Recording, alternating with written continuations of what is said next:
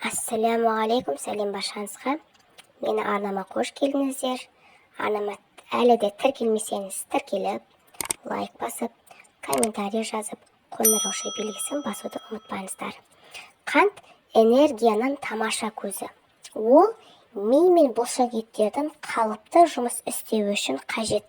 Қантсыз ми мен жұлынның қанмен қамтамасыз етілуі нашарлайды. Диетада қанттың болмауы әлсіздікке, бас айналуға, ұйқышылдыққа әкелуі мүмкін.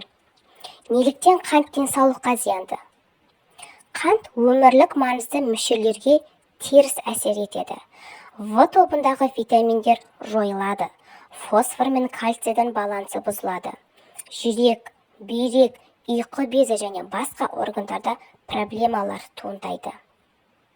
Адамға қант жеу керек пе? Глюкоза мидың, бұлшықеттердің және ішкі ағзалардың қалыпты жұмыс істеу үшін қажетті энергияның негізгі көзі.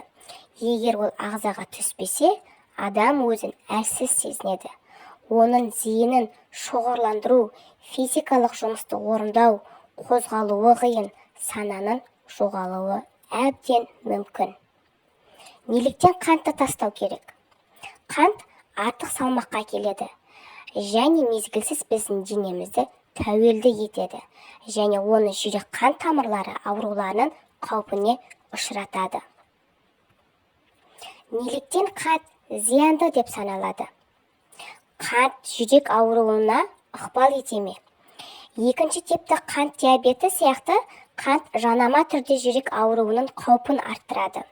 Қанттың жоғары калориялығы салмақ қосу мүмкіндігін арттырады, ал май биологиялық белсенді тін ретінде жүрек ауруының қаупін арттырады.